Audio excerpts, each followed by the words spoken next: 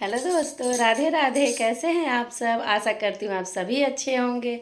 आप सबका स्वागत है मेरे नए वीडियो में।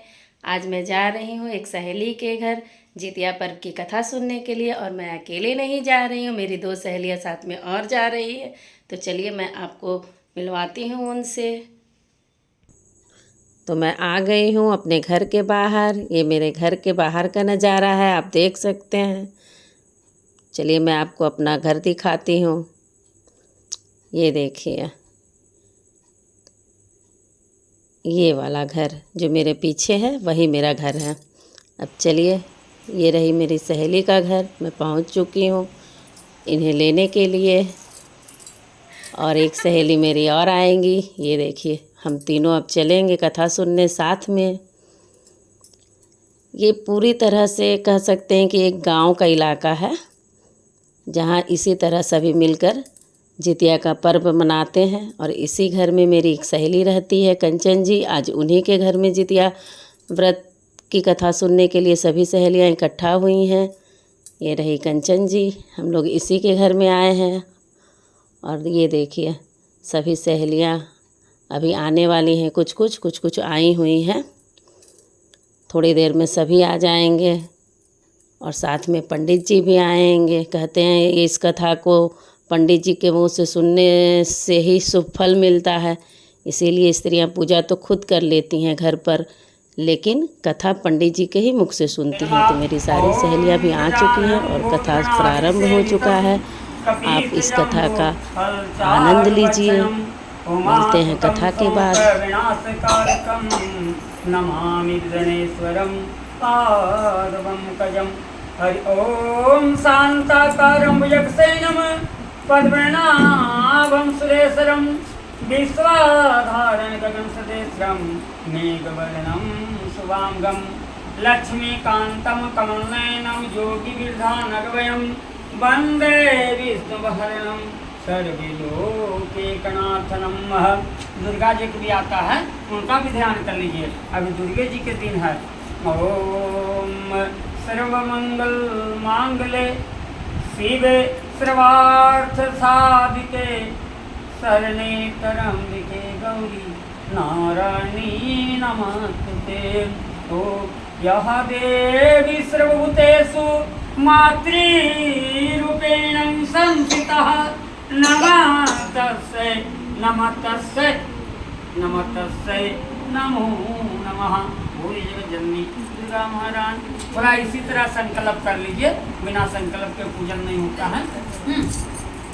बोलिए ओम श्री विष्णु श्री विष्णु श्री विष्णु श्री विष्णु श्री विष्णु श्री मद भगवतो महारसस्य ब्राह्मणे द्वितीये प्रहादे श्री शवेतः 12 कल्पे अष्टमात्मा दीपे युगे कलियुगे कलि प्रथम चरणे जम्बूदीपे भूर्लोके भारतवर्षे शुभ संवत 2080 साकेते 1945 मासाणां मासोत्तमे शुभ मंगल मासे आश्विन मासे कृष्ण पक्षे अष्टम्यां तिथौ आज दिन शुक्रवार वासरे धनबाद मंडला अंतर्गते गोविंदपुर प्रखंड रुदानी कॉलोनी ग्रामे बाबा वैद्यनाथ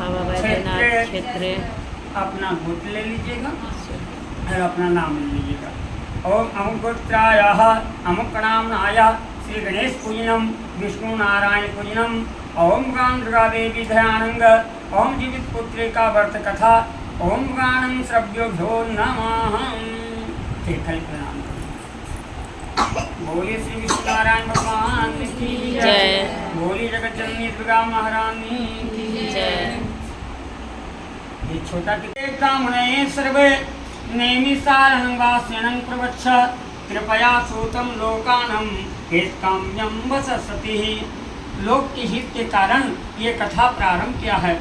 एक समय एक बार नैमिषारण क्षेत्र के निवासी ऋषियों ने संसार के कल्याण के लिए सूर्य से पूछा कि हे सूर्य जी, ये जीवित पुत्री का क्या है? इसके व्रत क्या है, करने से क्या फल होता है, हमको विस्तार पूर्वक कहिए। कराल कली काल में लोगों को बालक किस तरह दीर्घायु होंगे और बालक कैसे दीर्घायु होंगे वो भी बताइए।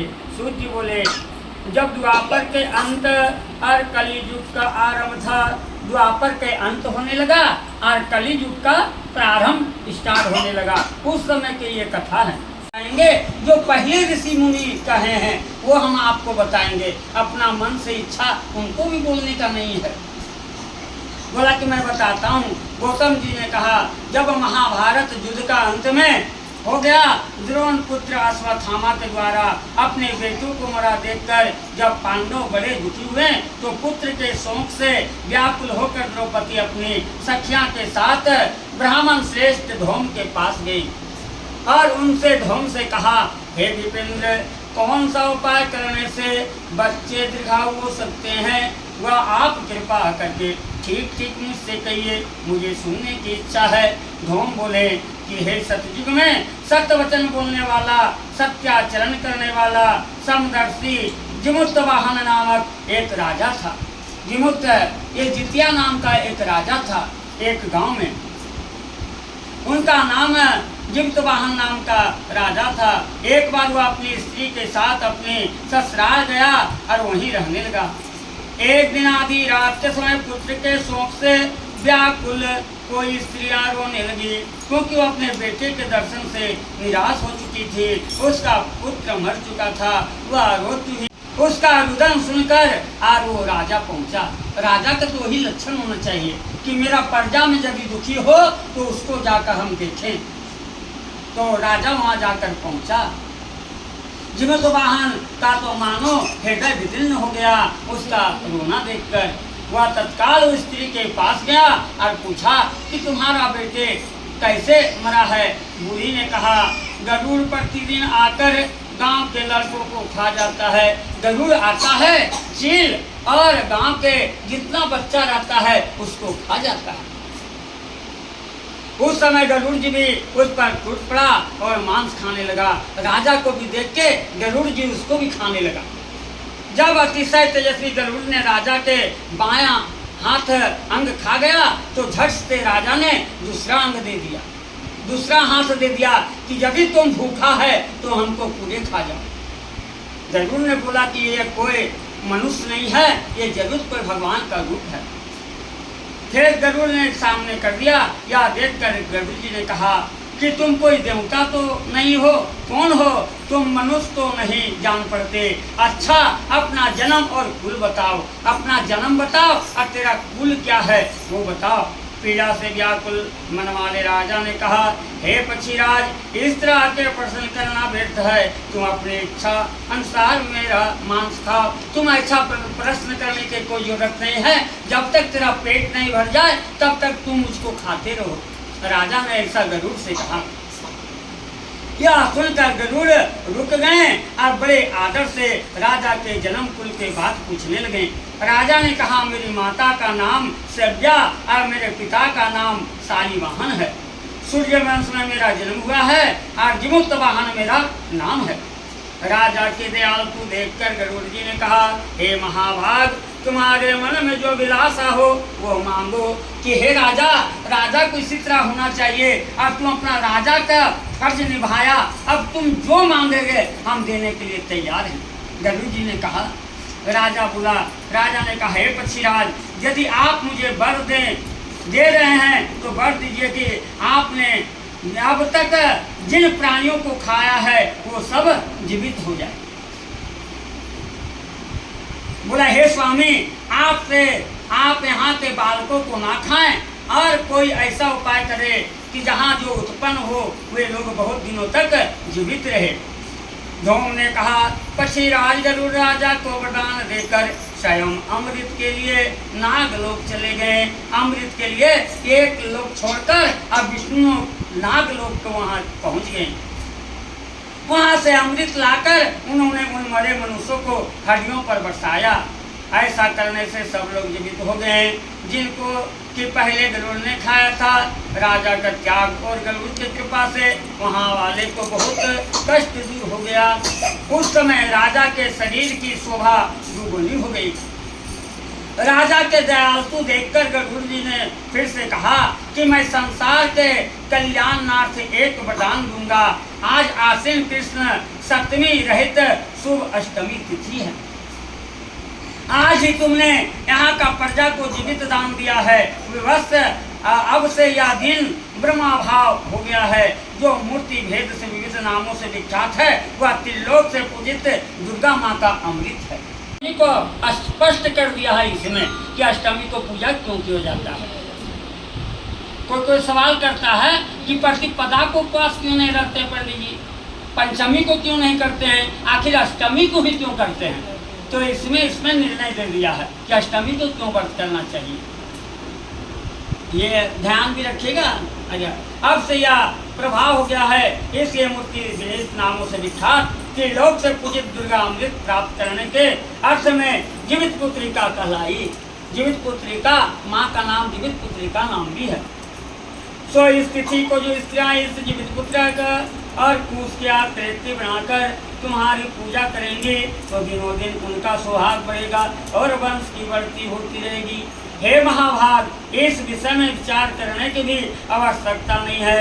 हे राजन, सप्तमी से रहित उदय तिथि अष्टमी को व्रत करें, आने अष्टमी को व्रत करके और अष्टमी व्रत करें और नवमी को पारण करें। यदि इस पर ध्यान ना दिया गया तो फिर अच्छा नहीं होगा। जीवित वाहन को इस तरह सुनकर बंदार देकर गरुड़ वैकुंठ धाम को चले गए और राजा भी अपनी पत्नी के साथ अपने नगर के वापस चले गए। सोम द्रौपदी से कहते, हे देवी, मैंने यह अतिशय दुर्लभ व्रत तुमको बतलाया। इस व्रत को करने से बच्चे दीर्घायु होते हैं। हे देवी, तुम भी पूर्वोक्त विधि से यह व्रत और दुर्गा जी का पूजन करो, तुम्हें अभिलाषित फल प्राप्त होगा। ऐसा कहकर मुनिराज धूम ने बात सुनकर द्रौपदी के हृदय में एक प्रकार का कौतूहल उत्पन्न हुआ और पूर्ववासिनी स्त्रियां को बुलाकर उनके साथ यह उत्तम व्रत को किया। गौतम ने कहा, यह व्रत इसके प्रभाव को किसी एक चिल्ही ने सुन लिया। ये व्रत को कोई चिल्ही सुन लिया और अपनी सखी सियारनी को जाकर बताया कि हमने ऐसा ऐसा कथा सुना है। और सियारनी और सियार दोनों चिल्ली ने बात करने लगा। इसके बाद पीपल वृक्ष के शाखा पर बैठकर उस चिल्ली ने और उसी वृक्ष के खोते में बैठकर सियारनी भी व्रत को किया। फिर वही चिल्ली किसी उत्तम ब्राह्मण के मुख से यह कथा सुन आई और पीपल के खोते में बैठी हुई अपनी सखी को सुनाया। सियारनी ने आधी कथा सुनी थी तो उसे भूख लग गया। सियारनी को आगे कथा सुनते सुनते भूख लग गई। वह उस समय एक मरा हुआ शव को देखा शमशान में और वहाँ उसने इच्छा भर जाकर उसका मांस को खाया। चिल्ली बिना कुछ खाए पिए रह गई और सवेरे हो गया। तब सवेरे वह गौशाला में गई, वहाँ गौ का दूध पिया। इस तरह नवमी को उसने पारण किया। चिल्ली ने गौ का दूध पीकर और नवमी का पारण किया और सियार को भूख लग जाने के कारण वो जाकर मांस को खा लिया। कुछ दिनों के बाद वह दोनों मर गए। अयोध्या किसी धनी व्यापारी के घर में जन्म लिया। संजोग से उस दोनों का जन्म एक ही घर में हुआ, जिसने सियारनी बड़ा हो गया और चिल्ली छोटी हो गई। दोनों बहन एक ही घर में जन्म लिया, लेकिन सियारनी बड़ी हो गई और चिल्ली छोटी हो गई। वे दोनों सभी शुभ लक्षणों से युक्त थी, इसलिए बड़ी लड़की कांसी राज की ओर, छोटी उनके मंत्री के साथ ग्रहापति अग्नि के सामने विधिपूर्वक ब्याही गई। वह मृगनयनी रानी हुई और जिस किसी भी संतान को उत्पन्न करती वह मर जाती।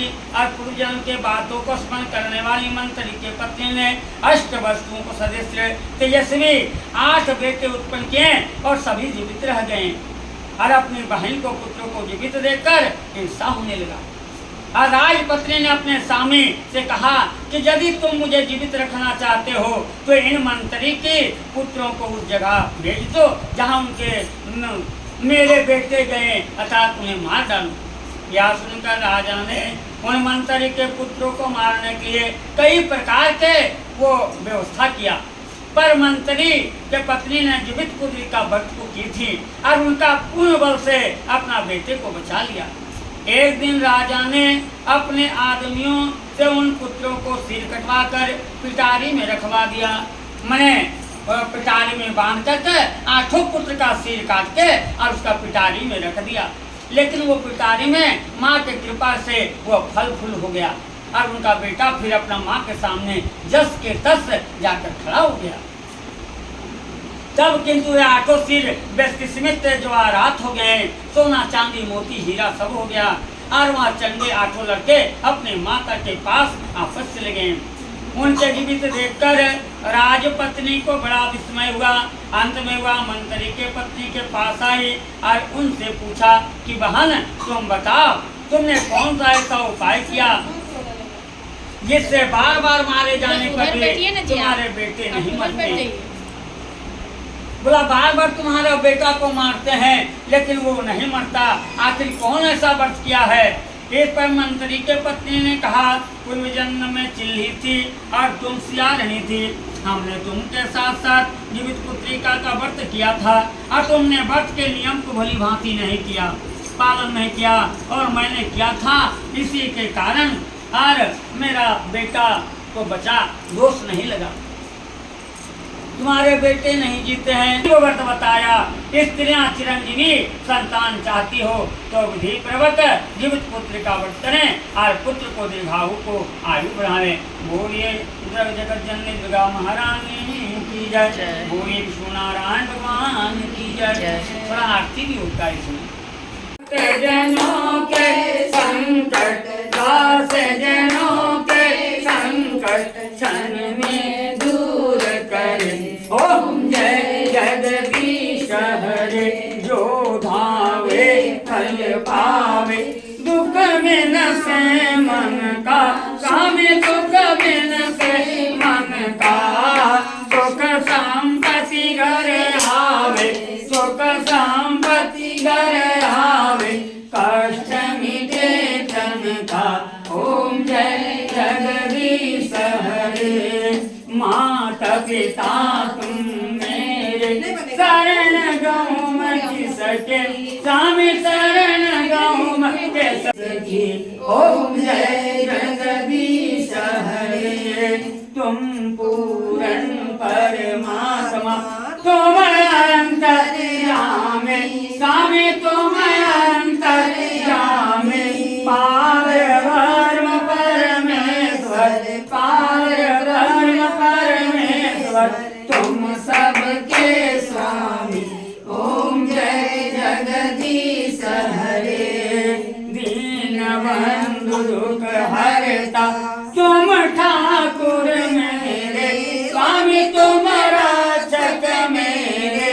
अपने हाथ उठाओ, अपने हाथ उठाओ, द्वार प्रणाम तेरे। ओम जय जगदीश हरे, विषय विकार मिटाओ, पाप हरो देवा, स्वामी कष्ट हरो देवा। श्रद्धा भक्ति बढ़ाओ, श्रद्धा प्रेम बढ़ाओ, संतन की सेवा। ओम जय जगदीश हरे, तन मन धन सब कुछ है तेरा, स्वामी सब कुछ है तेरा। तेरा तुझको अर्पण, तेरा तुझको अर्पण, सारा दे मेरा। ओम जय करे, ओम जय जगदीश हरे। बोले विष्णु नारायण भगवान की, जगत जननी दुर्गा महारानी की। हरि ओम। तमेव माता च पिता तमेव, तमेव बंधु च सखा तमेव, तमेव विद्या द्रविणां तमेव, तमेव सर्वं मम देव देवः।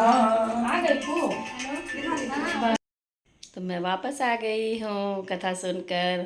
आपको मेरी वीडियो कैसी लगी प्लीज़ कमेंट कीजिए। अच्छी लगी तो लाइक कीजिए, शेयर कीजिए, सब्सक्राइब कीजिए। तब तक के लिए राधे राधे।